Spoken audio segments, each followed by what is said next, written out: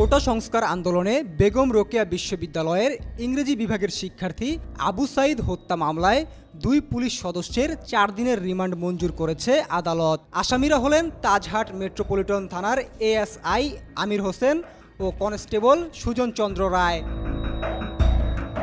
মঙ্গলবার Rangpur metropolitan Tajhat magistrate আদালতের বিচারক আসাদুজ্জামান এই আদেশ দেন।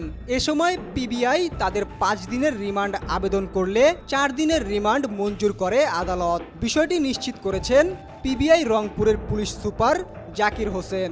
এর আগে সোমবার তাদের দুজনকে গ্রেপ্তার করে রংপুর মেট্রোপলিটন পুলিশ। গ্রেপ্তারের পর পিবিআই এর কাছে হস্তান্তর করা হয় তাদের।